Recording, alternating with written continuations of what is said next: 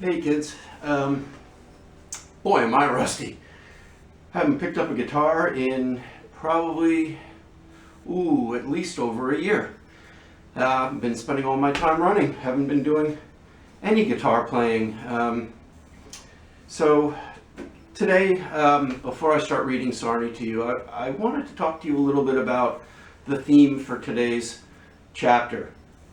Today's chapter I'm going to read in two parts for you.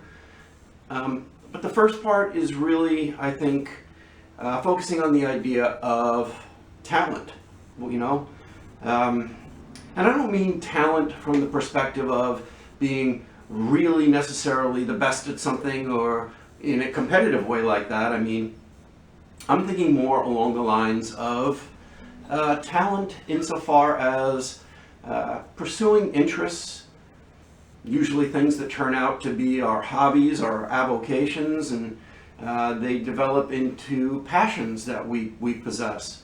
And I think you're going to see the same thing happening to Sarny in today's chapter reading.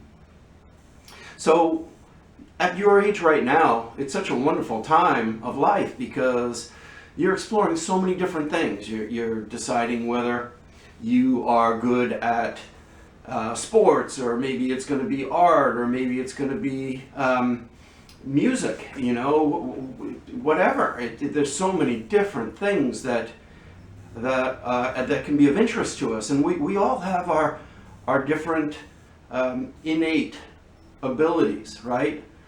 We're all made so differently, and a lot of the journey that you're taking right now, just like the same journey that Sarny's taking, is trying to figure out, well, what am I good at? What do I enjoy? And how can I kind of cultivate that or explore it in some way, right? For me, it was music. At a very, very young age, I picked up a guitar. Probably I was about your age, really. I picked up a guitar. I never took lessons. I just had interest. I just had passion. I just had drive. And I think that's really speaks to the Lou Holtz quote that I read for you before, and I have that right here. Your talent determines what you can do. Your motivation determines how much you are willing to do, and your attitude determines how well you do it. Now, for me, the guitar was never something that I ever was going to do for a profession as my job. I love the guitar, but I'm not very good. I mean, comparatively, I'm not, and I've never lied to myself about that. That's not why I play the guitar. It's not because I want to be the best guitar player in the world. I don't know if you can see, but in my humble opinion, this gentleman over here is the best guitar player in the world, and that's my friend Jimi Hendrix, right? So it wasn't that. It wasn't that I wanted to be, great.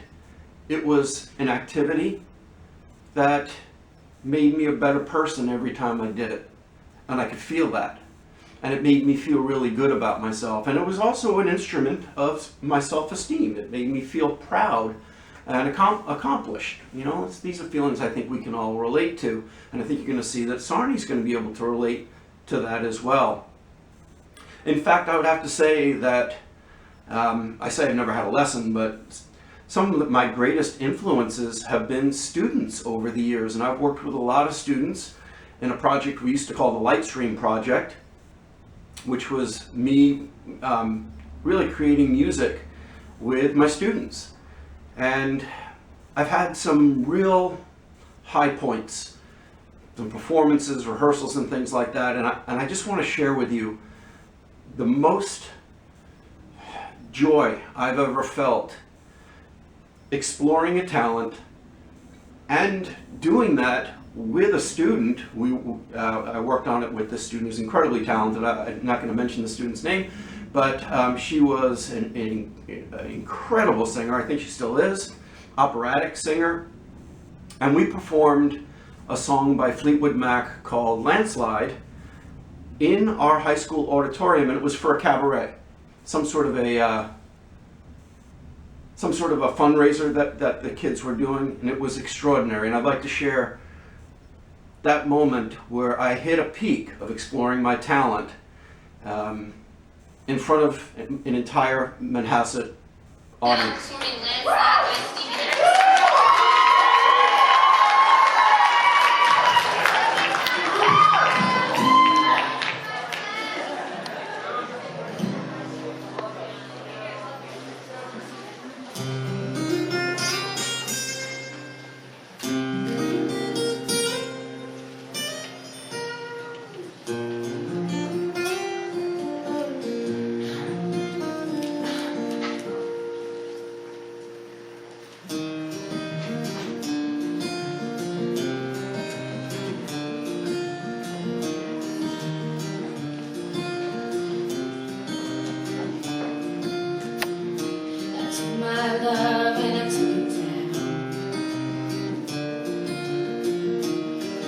climbed the mountain and I turned around, and I saw my reflection in the snow-covered hills till the landslide brought it down.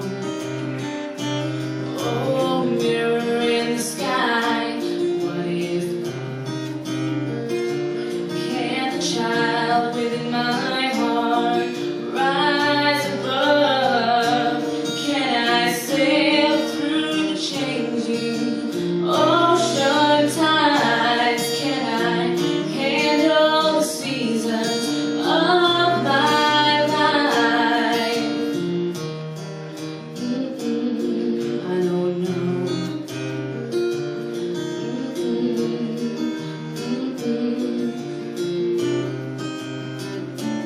Well, I've been afraid of changing, 'cause I've built my life around you. But time makes you older, children get older, I'm getting older too. So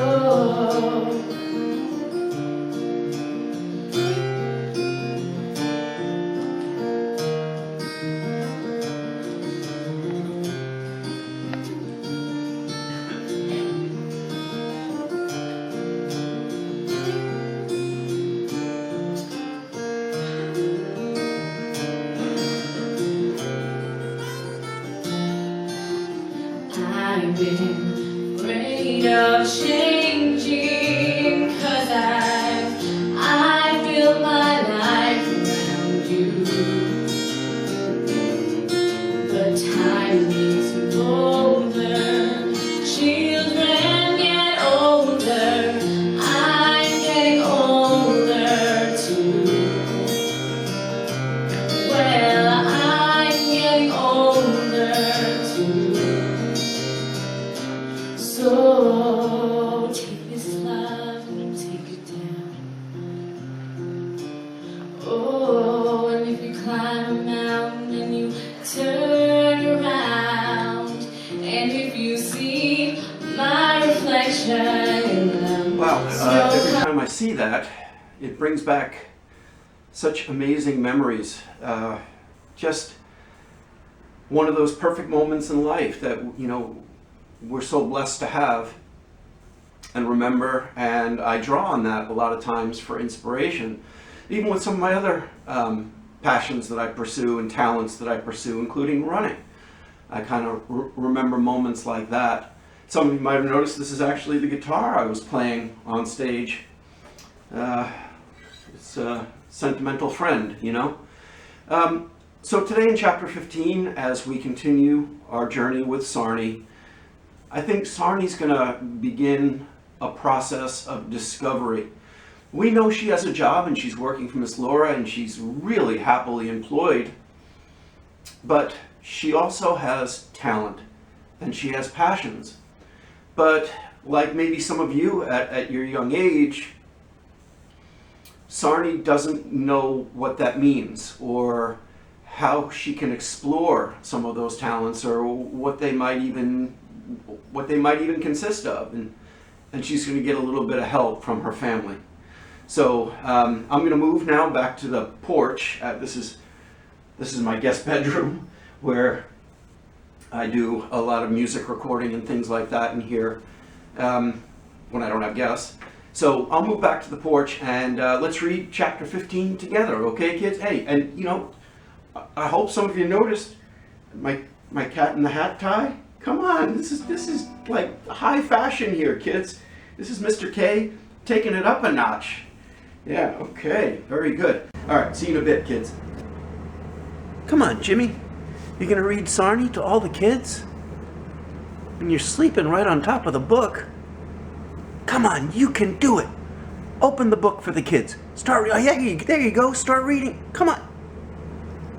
Oh, Jimmy, that's not a nice thing to say. Come on, you've worked so hard. I know you can read. Just like Sarny, you learned your letters and... Okay, I'm sorry. I'll read to the children. I'll leave you alone. I'm sorry. Don't go away mad. Oh. Okay, kids, we're back. Back out on the porch with Jimmy. Jimmy's no longer mad at me, right? I can prove that to you. Oh, right, Jimmy, he's not mad. There we go. We talked it through, didn't we? All right, I'll let you go. Enjoy the day. It's a beautiful day. Let me get my book here. And we're going to continue our reading of chapter 15 of Sarny. And again, today I want you to be thinking as we're reading about this really wonderful theme of talent. And not only how it applies to Sarny, but we know that literature is universal. Okay? Sarny is us. And I want you to be thinking as we're reading about your talents and how you're exploring them and how they motivate you and drive you to assume your better self. Just like I try to do with the guitar and running and so many other talents that I've pursued in my life. Okay, so let's continue. Chapter 15. So when we left off, and kids, just before I get started, I want to apologize. I kind of haven't been giving as many of these readings as I would like to, but you might have noticed that I've switched over now to Canvas. Maybe switched over is the wrong way to say it. I'm kind of doing both. I'm still publishing on the website, and I'm also learning Canvas, and I think I've gotten pretty good at it. Only took me about an hour and a half, and felt pretty comfortable with it. So I want to continue to explore how Canvas is going to work and what kind of a tool I think it is. And but for your assignments, I still want you to submit the same way you have been by email as a Microsoft Word document, a PDF, as it's something that's inside the email that you just, that's all fine, that all works. And please kids, no photographs. I can't grade photographs, it's really, really challenging. The other ways seem to be working so much better. So when we left off last time, Sarny ended chapter 14 with a bit of a haunting foreshadowing. She had written, hadn't been a year and a half since I was a slave, and I had me a home for my own self, and hadn't it turned so sour, it might have been my best memory. And we spotted that foreshadowing a mile away. We knew exactly, so this is a wonderful time in our life, but oftentimes, we know in literature that when things are the sunniest, there's going to be a conflict, a problem, some sort of an issue that will have to be resolved. And that's what we're going to see in this chapter. This chapter 15 is a larger chapter, so I'm going to split it up into two parts, and hopefully during the week I'm going to have time to record for you part 2. All right, chapter 15. The years seemed to blink past, and for a long time things just got better. Miss Laura, she gave me a raise, doubled me to $40 a month, and Stanley, he made close to $30 at the market, and we didn't have anything to spend it on but lamp oil and the children. Didn't have to buy food because of what I brought home from Miss Laura's when she entertained. And she entertained most all the time. Some of what she did, I knew and understood and won't write on it. Don't care to. But parts of it I didn't. Sometimes single men would come, but sometimes it would be men and women, and they would sit and talk business all night, and she would laugh and pour drinks for them and chat with them, and they would leave. I don't know how she made money on all this, and we didn't talk about her work or money, but she must have made more than most. She spent money like water on food and good wine and caviar, and always paid in full each month. Once I saw her talking to 3 men, and one of them said something about investing in a new business that was coming to town, something about hat making, and she gave him an envelope with money in it. So maybe that's how she did it. Helped to start businesses or loan money. So again, we can see that Sarny is kind of increasing Miss Laura's mystery here. We know a little bit about what goes on in this mansion, but a lot of it we don't. What conclusion I think is safe for us to make, though, at this point, is that she's definitely using all of these powerful people as levers to her own advantage. That we know for sure. We didn't talk on it, and so I didn't find out until later. Didn't matter. I had my work to do and my studies at home. I was getting to be fair at arithmetic and had Stanley reading about as good as me. He never took to Shakespeare way I did, but he read the paper every night sitting in a chair by the oil lamp in the parlor while I studied at a desk in the corner with another lamp. Couldn't get enough. Like I was dying of thirst to know more all the time. Same for Tyler and little Dealey, though they weren't such children anymore. So are you starting to get a clue of what Sarny's talent is? You starting to think about what she's passionate about? Yes, that's exactly right. It's learning, the one thing that was denied to her as a slave. Her entire life on Waller's plantation, learning was forbidden, right? And we saw what happened with Nightjohn and what the consequences would be for any slave who was caught reading and writing. So now you can see Sarny is just so, she says, dying of thirst. You know, she uses that simile. Learning about the world. They say knowledge is power, and Sarny is clearly evidence to that notion, right? Tyler, he was getting to where he looked at girls, and little Dealey, she was starting to get legs on her. Didn't matter. They'd always be my babies. And of an evening when I sat and read, sometimes I'd read out loud, and they got to thirsting after more, just like me. Tyler, he was a serious boy, seemed to take time to think on things, and Dealey, she had a mind on her that set like a steel trap. Stanley, he watched me one night reading to them, and he said, "You know, Sarny, you know so much, you ought to teach other young ones." Me? A teacher? I guess not. Think on it. You're so good at it, you got these sprites reading more than most grown-ups ever do, and they ain't sick of it yet. I hear talk at the market. Lots of people wish there was a colored school to get more young ones to reading. Why don't you start one? So this is a very interesting transition for Sarny, a very interesting idea that Stanley is planting in her mind. One might say it's the seed of an idea. You see what I did there? Do you see what I'm hinting at? So if we were going to connect this to a very important symbol from the movie Nightjohn,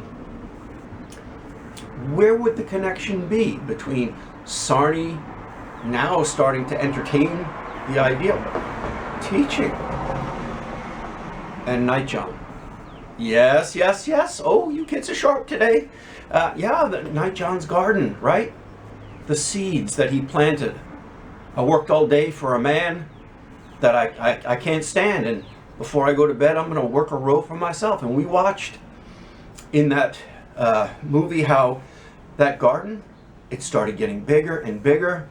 And first it was Outlaw helping him, and then it was Old Man, and then it was Dealey, and now it's Sarny.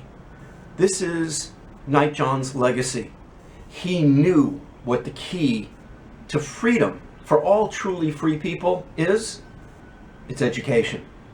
That's the secret. So this is a really interesting idea for Sarny, and let's see how she responds to this, huh? Well, maybe you hadn't noticed, I've got me a full-time job. That's true. She is working for Miss Laura. Sometimes it's hard, you know. I'm an English teacher. Sometimes I don't pick up the guitar, or sometimes I don't run as much as I'd like to. You know, my work keeps me very, very busy. But we have to have a balance in life, guys. We have to have a strong vocational passion. That means our job. But we also have to have our avocations that are also just absolutely necessary to maintaining healthy self-esteem, right? So I think that that's kind of what Sarny's negotiating right now. Just an hour, now and then. Miss Laura, she wouldn't grudge you that. And you have a day off. Well, I like to sit by the river. He nodded. And I like to sit with you. But an hour from your day off wouldn't be so bad. Sat there smoking his pipe. He liked a corncob pipe in the evening after working all day. Would drink some herb tea and smoke his pipe and read the paper. Smell of twist-cut tobacco filled the room. Tasted awful on his lips, but smelled good in the room. Still smell that tobacco. Such a good man, my Stanley. Always good. So I went to Miss Laura, and she surprised me by being against it. So why would Miss Laura be against this idea? It sounds like it would be something that she would be incredibly supportive of. Certainly she's supported Sarny in everything else that Sarny's done. We have to think about that. What Miss Laura immediately is thinking in a way and realizing something that Sarny isn't. And as I read this next section, I want you to remember, kids, that Miss Laura is many things to Sarny, but really, I think primarily, she's been a trustworthy sentry. And that's who she's being right now. Let's see why. I think it's a bad idea. Well, I won't miss any work. Oh, it's not that. I know how good you are. It's just that there are people who still haven't lost the war. There are many who do not want us colored to learn reading and writing, do not want us better than we were. I'm afraid if you start a school, you will set yourself up to be noticed. And the people who notice you will be bad people, Sarny. I knew about them. Night riders, white sheet riders. So this is very, very difficult. And it's certainly not a pleasant topic to discuss, but when Sarny says night sheet riders, she's speaking about a real terrible, really an organization of terror that, dressed up in sheets to inspire fear in people, to manipulate their behavior. In fact, if any of you have ever seen the Harry Potter movies, the costume designer designed Death Eaters? Yeah, the Death Eaters costumes with the pointy hats, right, and the eye holes, and that was all after these white sheet riders that Sarny is referencing. And it's a fact, kids, that as African Americans were realizing their freedom and becoming part, enfolded in the American dream, there were those many who were jealous and who were still racist. Like I've told you many times, kids, racism, it's going to take many generations to get rid of it. It's not going to happen overnight. Case in point, look at Waller, and this is why Gary Paulson makes Waller's son such an important character in Nightjohn. So we understand that generation upon generation upon generation through education, that's the only way to defeat prejudice. But during this time, sadly, Miss Laura is very correct, and she's very fearful for Sarny.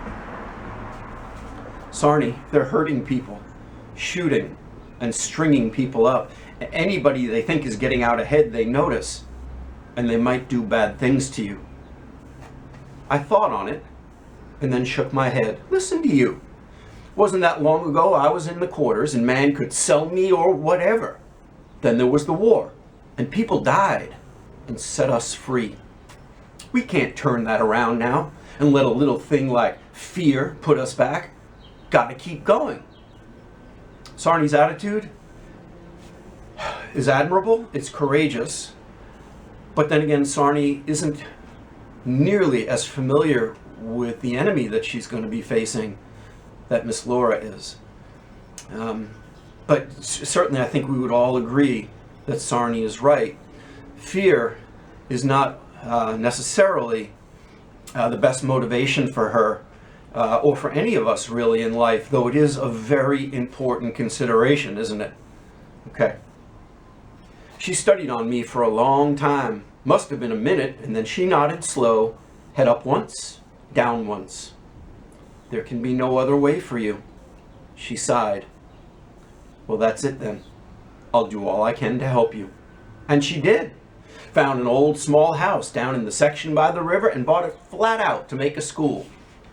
Stanley and the children and me, we spent our spare time fixing on it and cleaning it up and painting it. Found some chairs, and then Miss Laura, she bought a bunch of old small tables for desks and a blackboard and chalk. Don't know where she found all the makings for a school, but she did.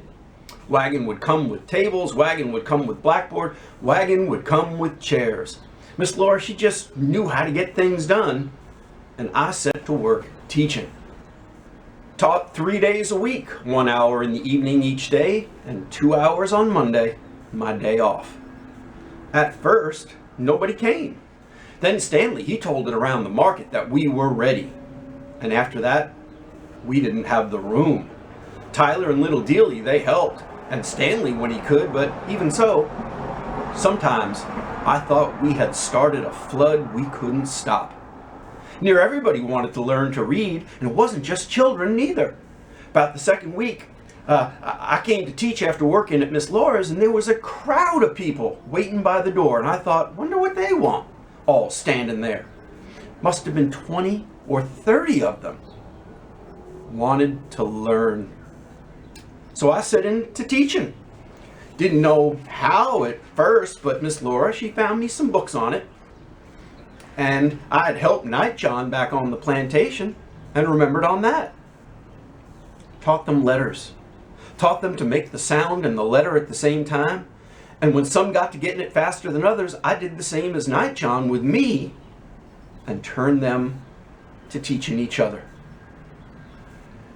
Yeah, so this is absolutely the culmination of Night John's legacy. And wherever Night John is, wherever he is at this point in the narrative, so we don't know, I know that he would be incredibly proud of what Sarny's doing. Same with numbers. Got 1 or 2 of them working with them right, and they went to helping others, and pretty soon most everybody could do sums and even fractions. Funny sight. Little sprite, no more than 8 years old, teaching sums to a man, had to be over 40, just as natural as daylight. They called it Sarny's Riverside School, and somebody even painted the name over the door in gold letters. Did it when I wasn't there, and I never found out who, but it looked fine in the afternoon sun. Little school with my name on it. No trouble seemed to come. Months went by, and coming on a year in the school, it was getting so big. I was talking to Miss Laura about using canvas to make a tent nearby to hold the extra. Then it burned down. Nobody hurt, but one night, the school, it burned. No reason at first, and I thought somebody left a lamp on and it tipped over and the oil caught the house. But nobody owned up to it, and people found wood for a frame and canvas, and we made a new school in not much over a week. Not as nice as the first one, but it kept the weather out, and we found new tables and a blackboard and set to teaching again. Then I was walking back one night from Miss Laura's, and 2 white men, they stopped me in a dark place away from any lights. One of them held a lantern up to my face. "You the one teaching at the colored school?" Only he didn't say colored. Use the other word? I don't use it, ever. Just gives them more hate to give them more. I didn't say anything, but the other man, he swore and said, "Yeah, this is the one. I've seen her before. You people aren't supposed to be reading." He hit me in the shoulder. Not hard. I've been hit harder by kittens. But he hit me. I thought on killing him. But I didn't have a knife or club. I'd start carrying one though, carry a butcher knife in a bag. They do this again, they won't be going home. Won't have anybody lay a hand on me. We burned you once, and if you don't shut it down, we'll burn you again.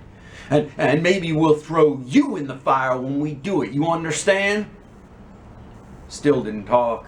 Thinking, well, it wasn't a lamp tipping over. Thinking, Miss Laura, she was right. Some don't want us better. Rather keep us down. The same man, he hit me on the shoulder again, a little harder, and then they went away in the dark, and I walked home. I was some scared, but I didn't dare tell Stanley or the children, because Stanley, he'd go out and try to find them and whip up on them. Told Miss Laura, though, and she nodded. I expected it before this. Are you going to shut the school down? I stared at her. What do you think? I think, she said, letting her breath out slowly, that you're going to get into trouble. So this is a real crossroads moment, isn't it, for Sarny, after she's put so much time and effort and energy into her school. And so many people are relying on her as their teacher now. What does she do? I don't know. It's a difficult decision, you know. I don't know what I would do. What would you do? I don't know. It's a tough one. I'm glad we don't have to make that call. Let's see what Sarny decides. Can't stop teaching, can I? Without them winning? No, I think not. Can't let them win? No. They burn it down and we'll build another. Yes, and another. I know all that, but Sarny, they might do worse than that. These men are entirely capable of violence. They might kill you. That takes some killing, I said. More than most. Can anybody make a connection here to the first part of this story? Nightjohn?